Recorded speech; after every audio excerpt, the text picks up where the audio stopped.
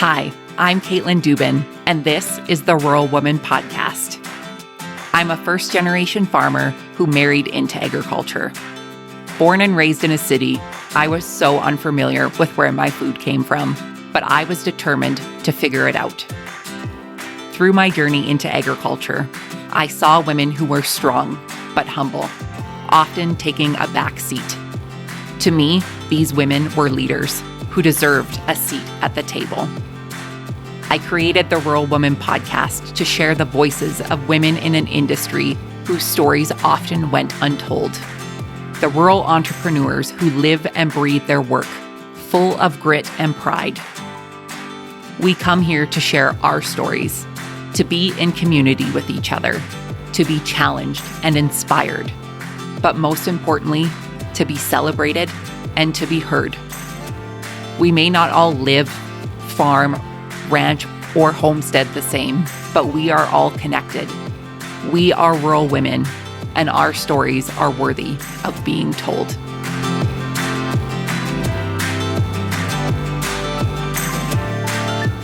Hey everyone, welcome back to another episode of the Rural Woman Podcast. Today you'll meet Tina Gokstorp. Tina, founder of Good Food Farm, is an award-winning entrepreneur who's redefining regenerative agriculture and farm-to-table products. Tina's journey is nothing short of inspiring. After a successful career in telecommunications, she took a leap of faith into farming, establishing a woman-owned operation dedicated to high-quality pastured chicken and sustainable food production. In our conversation, Tina opens up about the challenges of transforming a hobby farm into a thriving business, the complexities of navigating family dynamics in agriculture, and why mentorship is a critical piece for new farmers. She's also a passionate advocate for diversity in ag leadership, pushing for more women to have a seat at the table. Whether you're a farmer, a food enthusiast, or someone dreaming of making a big career shift, this episode is packed with insights on resilience, sustainability, and building a business with purpose. Without further ado, my friends, let's get to this week's episode with Tina.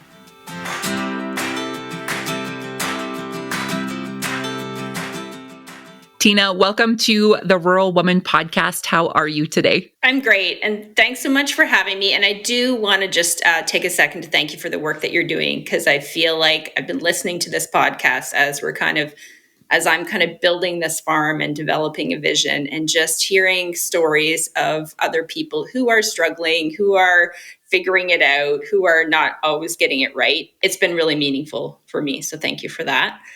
So I'm Tina Gokstorp. I call myself Farmer Tina. I have a woman-owned and managed farm-to-table social enterprise focused on regenerative farming practices.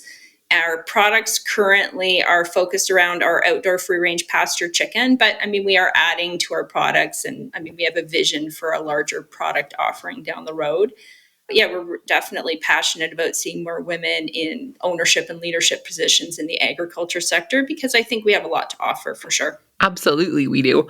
I'm curious, were you born and raised in agriculture? Is this a new career for you? This is a new career. So I feel like I've always been an entrepreneur, but I didn't always know it. My dad was raised in a farm in Sweden, so that's where kind of the last name comes from.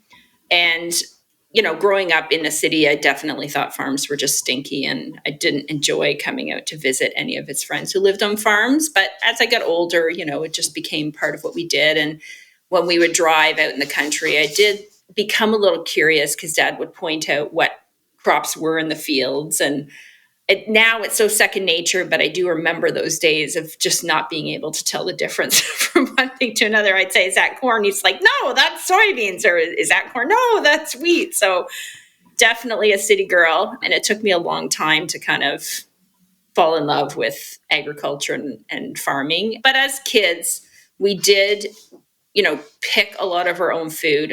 Also didn't necessarily love it, but we didn't have a lot of money, so all the kids would get hauled into the station wagon. We go to the strawberry fields, and my dad would give us the instructions: eat all you can at the field, because you're not getting it when you get home.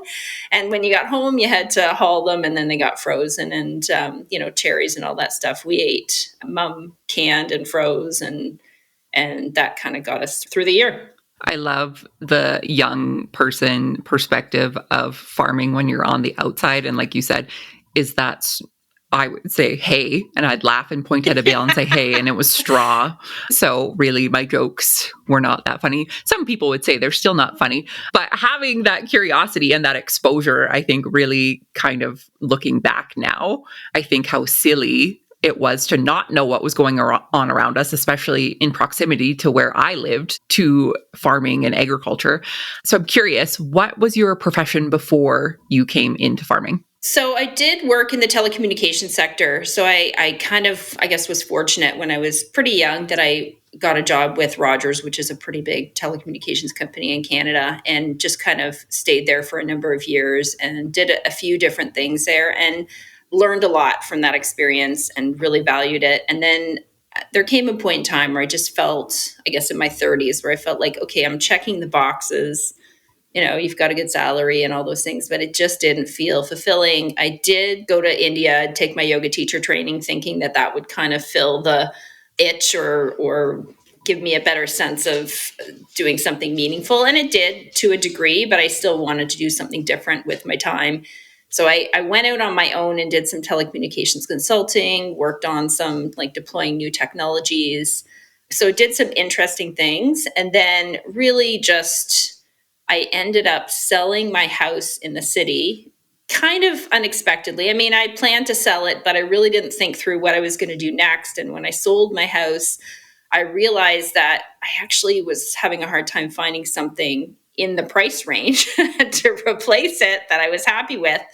So I ended buying like a for now house in a small town outside of the city. So I'm in the London area, which is 2 hours west of Toronto.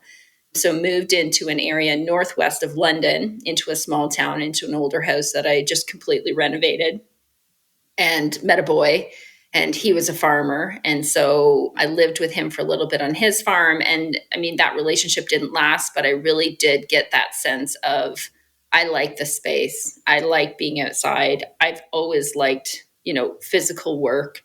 And so that kind of started me on that journey of agriculture and learning a little bit more about it. And then from there, Dad and I bought a farm together. So we bought the property that I have now. And when I kind of decided to change jobs, so I'd been working on a technology that was owned by Motorola. Google had purchased out Motorola. They discontinued the technology product that I was working on. And I kind of tried with other vendors to make something work, and it just wasn't going to. So I ended up working for a local farm. It was a potato farm, and they worked with retailers, so like Metro and Food Basics. And they didn't work with Loblaws, but they did do some work with Sobeys. So I learned that was a huge crash course in agriculture. And it definitely opened my eyes to there are so many possibilities in agriculture. I mean, right now, I understand why we segregate farmers into producers and processors, but I mean, it's an arbitrary decision. Like, it makes sense in a lot of ways, but it also really isn't mandatory. And I don't think it's necessary. And I think we lose a lot of value by doing that. I love the eat, pray, love of going to find yourself. And trust me, I'm with you. I probably have thought about getting my yoga teacher training more times than I will ever admit, because I, like you, very much like the box checker. And in my story, I found the farmer, I liked him, I married him. So that was those boxes checked, and, had the career, had all of these things, but still was like, well, what am I missing here? Like, what is that piece? For me, it was learning to drive a tractor and never looking back. But I totally get it. How was it with, your dad? Obviously, you said he grew up surrounded by agriculture, not here, but, coming to Canada and being in agriculture to now being back in agriculture with his daughter in a different way. What was that transition like? I mean, I think my dad is older, so he is, I mean, I'm just over 50 now and he's just over 90. So So when we bought the farm, I think he was 73. So for him, I feel like, and I mean, I don't think everybody would agree, but I definitely feel like it kept him really young. I mean, he did love having work to do, and, he was active doing stuff. There was so much to do. He had lots going on, but we really operated as a hobby farm. And I mean, it is a difficult story because it didn't end well. So I have a number of siblings, and as dad got older, and it became more difficult just for me to manage kind of caring for him. And I mean, I don't think it's an unusual story that, dad is an older guy. He comes from a different generation where men make the rules. And so it was hard for me to do some of the things that I wanted to do. And I mean, I guess it's also a sad story for a lot of farming families because farms are worth a lot of money, and it becomes really difficult to manage, who gets the farm and how can that be done fairly. And I mean, I think it's, in a lot of cases, it's not done fairly. And in a lot of cases, it can't be done fairly. And it creates a lot of resentment. And I actually don't think it's always about the money. I think it's about all the stuff that money represents, which is, value and contribution and love and affection. But in my story, it didn't end well. So I did buy the farm, but there is a separation in our family. Thank you for sharing that with us. And I think it's important that people share those stories, regardless of how hard it is. And you are not alone in that. There are so many people that I have spoken to on mic and off mic about these stories. And each family is so unique and different. And you said it really well. It's not just about money. It's about love. It's about family. And, it's tricky. And I have seen it go very well for people, and I've seen it not go well for people. And I think the thing that really ties it in is the communication piece. And sharing our stories of if it went well is great. I want to hear those stories, but also sharing if it didn't go as planned. So again, thank you for sharing that. Yeah. I mean, we need to talk about it more. I totally agree. And I know that OMAFRA has like a whole section on succession. And I think, they're trying to bring it into the conversation, but I think for sure it's something we have to talk about more, because otherwise we don't have a chance. Like, the future generations don't have a chance when they're trying to figure out how to, maintain a farm that they want to keep in their family, or that they want the next generation to kind of take on. But they also, love their family and love all of their children. And I think if we never have those conversations, it will never change. Absolutely. So you had mentioned that when you started this farming operation, it was more or less starting kind of as a hobby farm. Take us through that progression to where it is today.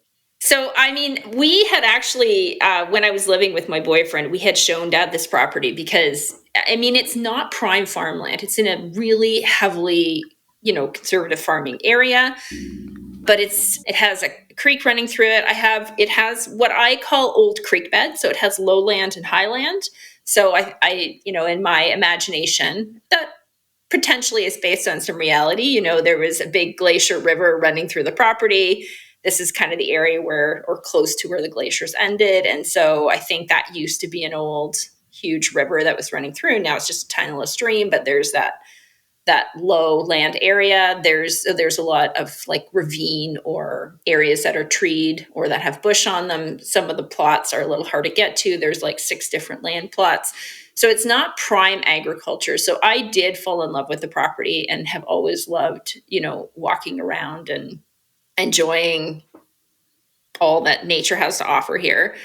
And so we had a farmer that was renting the land that had rented it before we purchased the property. Yeah, so it wasn't prime farmland, and it was rented out to a farmer.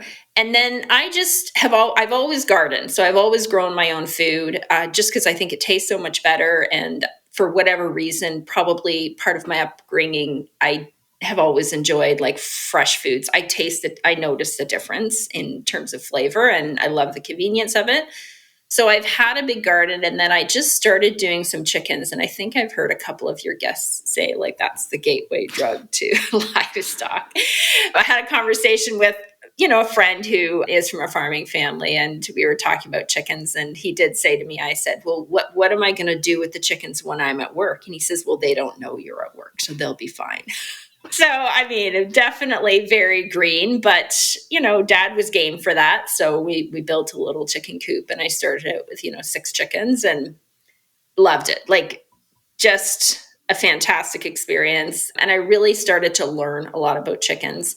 So that's kind of why we went to chickens. I mean, chickens don't require a lot of infrastructure or upfront costs. I mean, you process them relatively quickly. So when you're raising chickens, you can see income coming in like in a relatively short period of time relative to some other livestock. So, and just because I was familiar with them, that's kind of where I went to it. But yeah, we started it with 6 chickens. It kind of grew over time. I tried doing meat birds.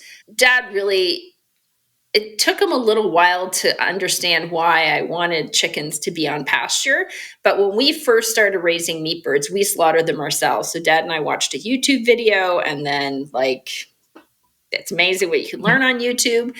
And he was really impressed with how much grass they were eating. And he did, I don't know that he ever acknowledged it verbally, but I do feel like he recognized that there was a difference in terms of flavor and quality. So he stopped bothering me so much about that. And I was teaching yoga, so I would sell eggs and chickens to yoga teachers. And then when the conversation started getting pretty serious about transitioning the farm, I mean, I wasn't sure if it was going to work out, but I knew if it was going to work out, I needed to figure out how I was going to pay the bills. And so that's when I started doing chickens. And so the first year, I think we did 600 chickens, and I had a summer student that helped me. And I learned pretty quickly that first summer that there was no way I was going to be able to pay a mortgage on, selling pasture chicken products. So we were selling at farmers markets. And what I really noticed is we didn't just sell chickens, because I'm like, okay, if I'm going to set up a booth at the farmers market, what else makes sense for me to sell there? So we were selling some baked goods. We were selling some quiche. We were selling a few other things. And I just noticed that, if I was lucky, I'd sell $200 worth of chicken cuts, but I was selling, $100 worth of quiche and, this much of that and this much of that. And so it just became really clear to me that if I was going to make it work, we needed to create value added products. So I don't care what people say, what they actually do is, what matters. So what they say they want to buy from you and what they actually do buy, I find are not always the same thing. And so as much as people tell you that they want, real ingredients from farmers, what they really want is convenience and food from farmers. So that winter, I mean, I think we had over 100 chickens in the freezer. And I just thought, what am I going to do with 100 whole chickens that nobody's buying? We do raise our chickens to maturity. So that also made it challenging. People weren't used to the size of our cuts. And so I had these 100, 7, 8, 9 pound chickens in the freezer, and just started figuring out, okay, take a chicken out, testing this, testing that. I had a bunch of people over that first year testing recipes. And we went with the kebabs because I thought they were really good use of chicken breasts. They were something that we could do on a larger scale. We created some recipes. And I mean, we've evolved our recipes since then based on what sells and what doesn't sell. But that worked out really well. I had one of those hand grinders. So, we tried that out. And so our product lineup now looks like we have 6 different flavors of our pre-marinated kebabs. We have seasoned chicken burgers, breakfast sausage patties, which are made from the chicken gizzard, and they're excellent. We do honey garlic wings, bone broth soups, chicken pot pie. We still do our quiche. We have a smoked chicken chili. I'm sure I'm missing something because the product list has been growing over time. But I mean, definitely this makes a difference. So what we could sell in raw chicken just doesn't even compare to what we sell with the pre-made items that are made from real ingredients. Like they're handmade, homemade, they taste handmade and homemade, but people can just go home and dinner's easy. I love that you found that correlation, because it is 100% true. Yes, I want fresh, local, delicious ingredients. I don't want to cook it or think about what am I going to make with all of these things. I like convenience. That's right. What I actually want is all the good things. What I actually do is go to Costco, right? Guilty. Absolutely. Absolutely. So are you still solely selling at farmers markets, or have you transitioned into different ways of marketing your product? I mean, we currently just sell at farmers market. So, I mean, people have asked us about an on-farm store, and I tell people, yeah, we definitely want to put an on-farm store. Unfortunately, those cost money. We don't have any of that. And I mean, lots of people can tell you it doesn't cost much money, and I tell them that that's still money that I don't have. So we're trying to, I mean, I've learned this really early too. Like, we are bootstrapping. I struggle. We don't have the equipment that we need. We can't afford to do all the things that we need to do, let alone the things that we want to do. So it's not easy, but it's getting better. Like, as we add new products to our product list, as we get more efficient with our processes, we see results. As I learn better about, how do we approach the farmers market strategy, like which markets work for us, which don't, that's really made a difference. So we have plans to have a retail location with our own commercial kitchen. Right now, we don't. Right now, we just sell at farmers markets. People have, I think the first year I did allow people to come to the farm to pick up. But again, it's one of those things where I feel like what people do and what they say is different. And I feel like people don't understand how hard we work. It's just me. So I don't have a spouse. And so people say they're going to come at a certain time and they don't, or people say they're going to come and then they can't make it that day. And I just cannot pack up meals and leave them bleeding out in a cooler while I'm away for 8 hours and then somebody doesn't come pick them up. So we just stopped doing that and just said, okay, well, we just can't right now, and we'll have to figure it out later. So we are planning to do an online store. We're planning to do a retail location, but right now we strictly sell at farmers markets. And we continually change our market strategy. So we focus on the markets that work, and then we try new markets to replace ones that aren't working. I don't know if I asked this or not. When did you start selling at farmers markets? Do you remember the year? Yeah, so we started in 2021, and I didn't actually own the farm then. So it was a little bit of a risk. Again, caused a little bit of friction because I was making decisions about using the farm in a way that Dad didn't necessarily agree with, but I felt like, okay, well, either I'm going to buy him out anyways, or we're going to sell it and it's my investment and I'll just lose it. So we started in 2021, and then I bought the farm in 2022. And so since then, I feel like we haven't made as much progress as I'd hoped, just because, I'm just trying to pay that big fat mortgage with, of course, super high interest rates, that because I can't get conventional financing, which, I mean, is something else. If any of your listeners have any suggestions, we'd love to hear it. I mean, I'm in an excellent equity position, but how do you start a business that in year one or year two pays all the bills? I mean, it's just not realistic. So we're making good progress. I think next year will be the year where, we'll kind of hit the targets, and then we can go to conventional lenders. But right now it's, private lenders and loans and all that fun stuff. There are so many things wrapped up in agriculture, and you've just said them all, right? And we've talked about it. Like, you are a new farmer. How are you supposed to make a go at it? And how are next generation supposed to make a go at it when there's, little or no answers? If a person new in agriculture doesn't have the equity to get in, it's difficult. So finding these places and spaces to talk about this, I think, is a little therapeutic. Like, you're talking to the people who understand and who know. And yeah, if anybody can figure out how to make a real big profit after year two, let everybody know, because we need to know. Well, if that were realistic, everybody would be doing it. I mean, I think the thing that comes from my background in what I would call, my other life or that other world, is that agriculture, and this is my perspective, I'm not sure it's true or not, but from my perspective, having lived on the outside, it's like this hidden, like, the Wizard of Oz. It's like everybody goes to the grocery store and there's just a curtain between the rest of the world and what happens in agriculture. And I understand why. I mean, farmers are too busy to do the education. It's not our job. We don't get compensated for it. So I can understand why we don't do it.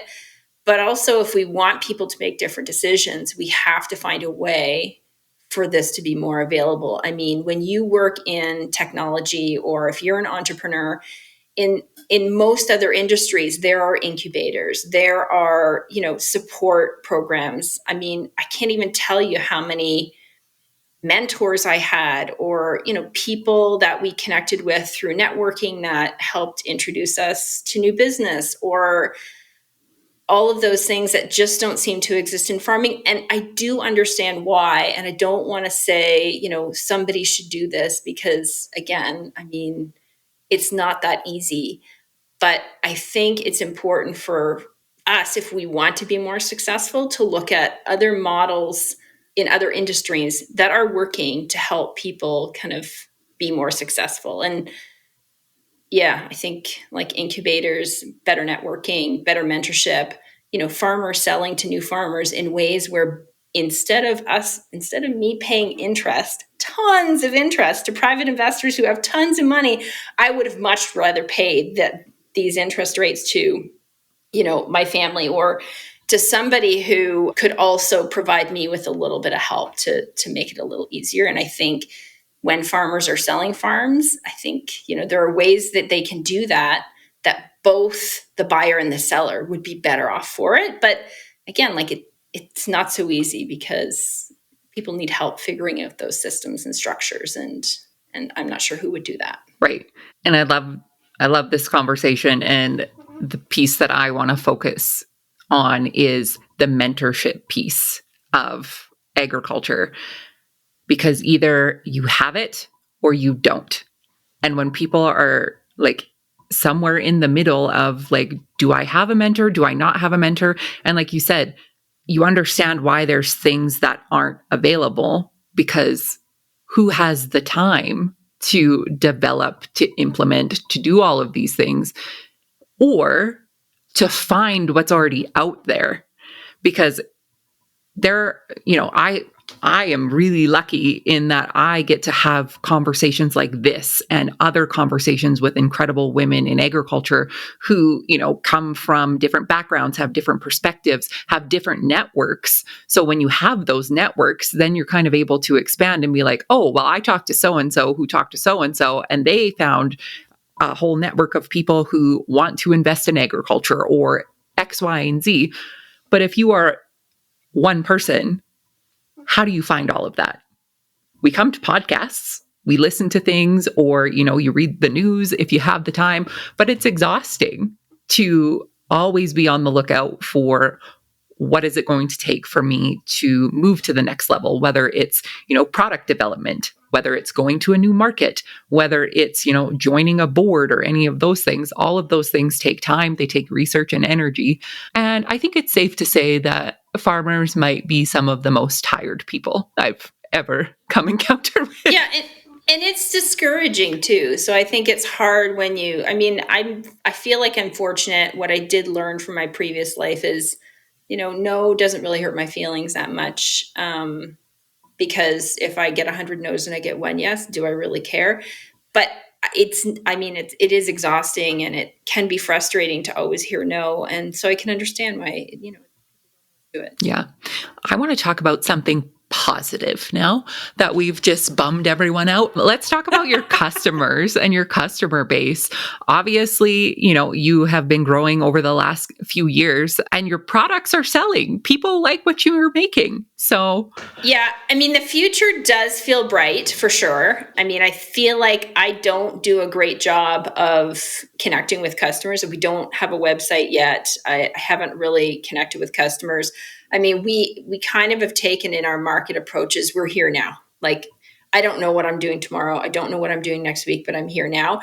And even though we've been very poor about kind of promoting where we are, when people show up and they buy our stuff, and when they see, we see people all the time that say, oh, I've been looking for you. I'll take 10 of those things because I don't know when I'm going to see you next. So it's really exciting to hear that, what we thought would work is working. I mean, the kebabs are just fantastic. They're a great use of the product. I mean, it's a high quality chicken, and then we put some really fun seasonings on it. So that's a really nice dinner. I mean, I even love eating those. We've had people buy like 3 or 4 packs of burgers because they're like, these are the best chicken burgers we've ever had. So we get lots of positive feedback. It's super fun kind of creating new recipes. I mean, every year I feel like we solve a problem of, last year we had a problem with too much of this, and then we solve that problem with a new product. So that's really interesting. I mean, we do have some other fun things going on at the farm.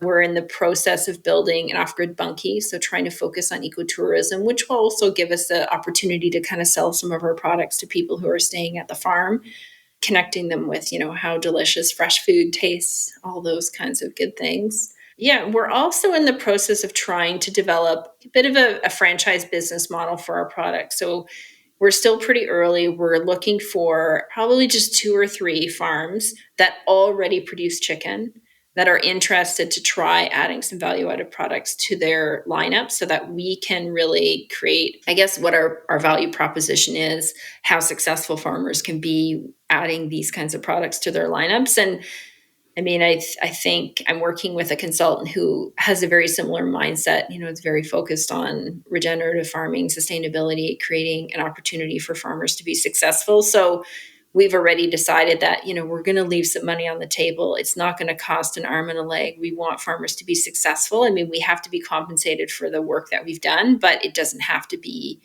unreasonable. And then we think there's a way to create kind of the seasoning and sauces in bulk so that if you're going to add these products to your lineup, you'll just get all of the stuff that you need already made. So if you're a small farm like me, I mean, it's exhausting making all the products and then also having to spend a day, putting together all the recipes. So we think if we buy products in larger scale, there's going to be enough of a business case that it won't really cost the farmers more money for us to do it for them, but it will make more sense for us to do kind of large batches of seasoning blends or sauces or stuff like that.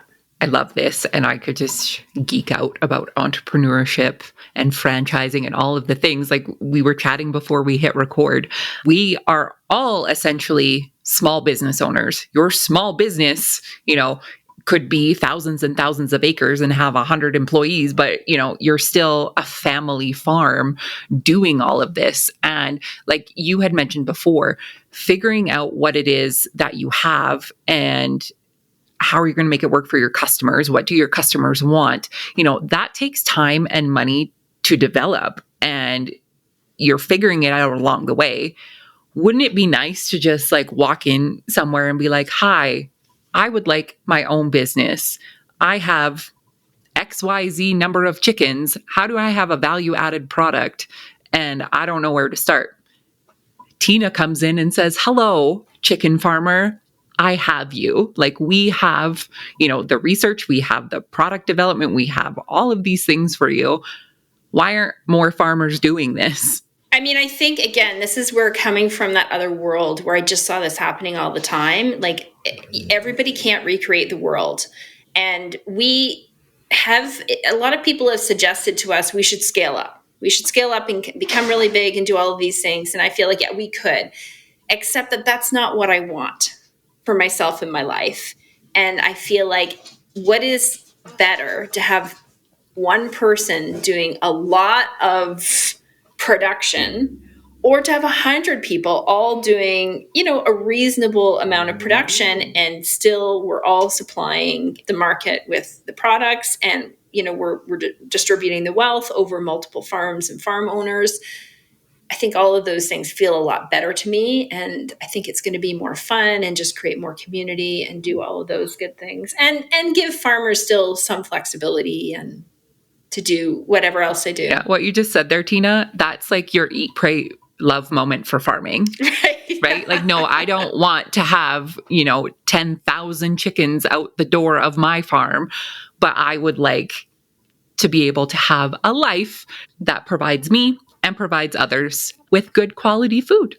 Yeah, and just so that people understand, I mean, I think if you haven't thought about doing value-added products, I would highly recommend doing it. So the if you think about the agriculture market, producers don't get a lot of the money. I mean, if you look at what, the grain marketing employees make, it's probably more than most farmers make. And then if you look at what marketing executives make for the people who process the products into the stuff that goes in the grocery store shelf, for sure, it's more than what the farmers make. And then the grocery store people also more than what the farmers make. So there is, I've always given examples of like Dole or Cavendish Farms or all of these places that they are no longer farmers. They maybe were at some point in time, they stopped being a farmer because they could make more money just getting somebody else to do the farming for them and create the value-added product. So, in terms of the profit margins that we make, we charge a premium for our products. So, let's say there's an 8-pound chicken, we would charge like between $45 and $50 for that if people were buying the whole chicken. And when we make our value-added products, we can get almost $100 worth of products from an 8-pound chicken. There's some additional costs and there's some additional labor in there, but the numbers still work out to our benefit for sure. So I think it makes sense for farmers to start thinking about where their products go, who's using them, what consumers want, and can they, add some value on their end to retain some of the benefit that they're giving away to a lot of other people. Yeah, absolutely. I want to talk about your community, and we talked about your customers. You had mentioned that you are, having or building the infrastructure now to have your community come to your farm and do the stays and all of that. What is that going to mean to you as somebody who came from a city background to being able to offer that to the other city dwellers? It's a super fun project. I feel like, I don't know how you feel, but this is the time of year where I just kind of, it's like I'm done. It's like my tank is empty and I don't know how I made it through and there's still a lot to do. And just knowing that, this is a fun project for me, it does help to fill my tank up. I think just having people come and see what I love about this lifestyle is exciting.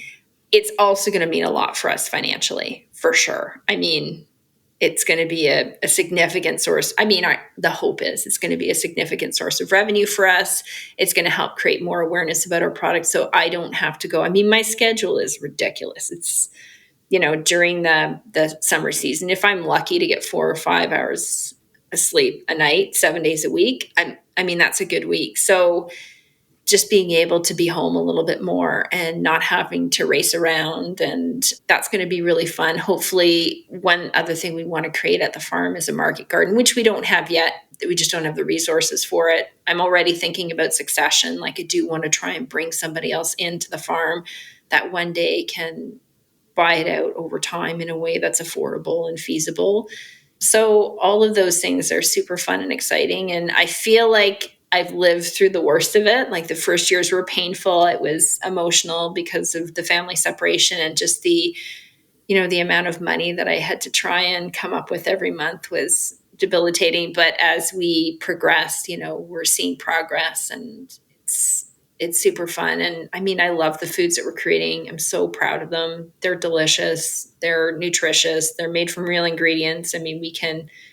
We can produce a ton of foods and, we take out 1 bag of garbage because everything is, not packaged and made from real foods and all that good stuff. So that's definitely meaningful for me. Yeah. And I love what you said about, kind of at either, the end of a growing season or the end of whatever season that you're in. And, if you have something to look forward to in that quieter season or that new season, it's still work. Like, I'm still sitting here working today, but this is really good work. And this is the good stuff that makes me want to work hard in agriculture and in farming so we can amplify your story and the other stories of women in agriculture. And it's still a job, but when you have something that, is fulfilling in a different way, it's not work. You're just sitting down having a conversation with a girlfriend. So and I think farmers need more of that. They need more fun work because they have enough hard, painful work. We have enough shit they work. Need some fun work. Yeah. in all aspects. That's right. Literally and figuratively. Absolutely. Is there anything that we left out? I mean, the only other thing I can think of that is a really fun part of my job is we are a small breeder of puppies. So we have some Red Fox Labs, which are a spectacular, red-headed lab. And that's something that definitely fills my cup. I mean, on a hard day, if you can cuddle a puppy, that's pretty great. And we do a limited amount of breeding. Like, it's not my main focus, but again, it's like the income that the puppies bring in is shockingly different compared to how much effort I put into chicken and how little money we make from that. But yeah, so we do a little bit of that, and it's so fun. So you fun. buried the lead, Tina. This could have been the whole podcast episode.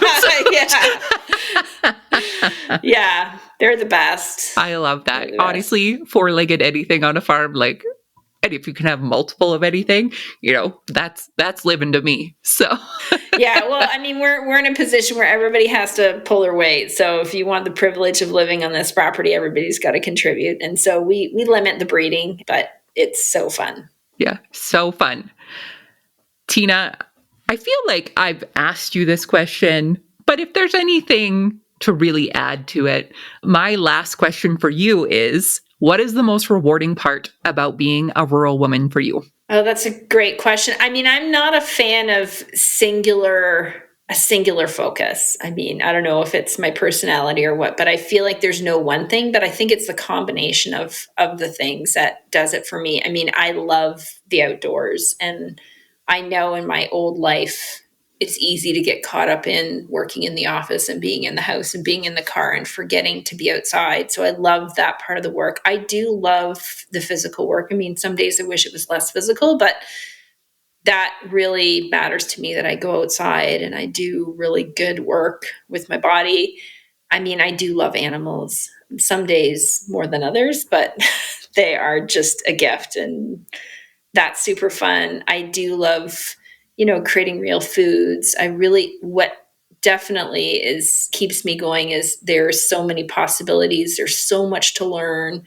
We're trying to focus on sustainability and regenerative farming, and that's just that'll be a lifetime of learning about all of those kinds of things. So that definitely is fun for me too. All of the good things about farming. All of the good things. That is so good. And it honestly, when you say those things, and I think I'm just as guilty of this, I don't spend enough time thinking about the good things versus all of the things that could go wrong, have gone wrong, and that I haven't even thought of could go wrong yet. So, well, and I think the other thing that we should probably mention that makes a lot of sense is the good people. I mean, I feel like farming people, they just don't get caught up in the things, what I would call non-important things. And when you meet a farmer, like, they get it. Like, we all struggle and life is hard and we need to look out for each other and lift each other up. And so I feel like the people you meet that do farming, like, these are good people for sure. I agree. And you're one of them, Tina. Thank you for sharing your story with us today. It's been a pleasure getting to know you. For the listeners who would like to connect with you online, where can they find you? So we're working on our website, but the domain is goodfoodfarms.ca, although maybe just check the show notes to make sure I got that right. The best place to reach me at this point in time is our Facebook page, which is #VisitGFFarms. Yeah, and I mean, we're transitioning to Good Food Farms. Eventually, that will be our business operating name. But for now, we're GF Farms, and we're also gf.farms on Instagram, although I don't use Instagram as much at this point in time. Good. And we will link all of those in the show notes so people can find you and connect with you. And for the local people, go get some chicken because now I'm hungry. Yeah, we do a lot of Toronto markets. When we get our website up, and for next year's market schedule, we're going to do a better job of creating the schedule in advance, having some consistency. So you can find us in like St. Thomas. We do the Kamoka market, St. Thomas, Mississauga. We do Bronte, which is in Oakville. Yeah, we do a bunch of markets, quite a few. So good. So good. Thank you again so much for sharing your story with us, Tina. I really appreciate it. Thanks again. Have a wonderful day.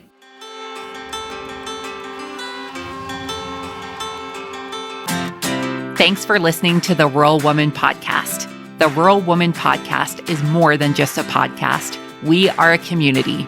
A huge thank you to the Rural Woman Podcast team, audio editor Max Hofer.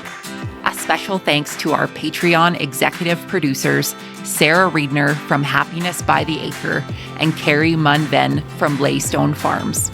To learn how you can become a Patreon executive producer or other ways to financially support the show, head on over to wildrosefarmer.com to learn more.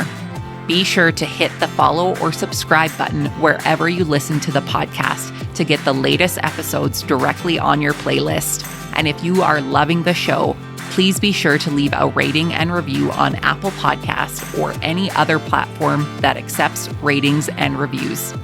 You can connect with us on social media at The Rural Woman Podcast and with me at Wild Rose Farmer. One of the best ways you can support the show is by sharing it. Send this episode to a friend or share on your social media. Let's strengthen and amplify the voices of women in agriculture together. Until next time, my friend, keep sharing your story.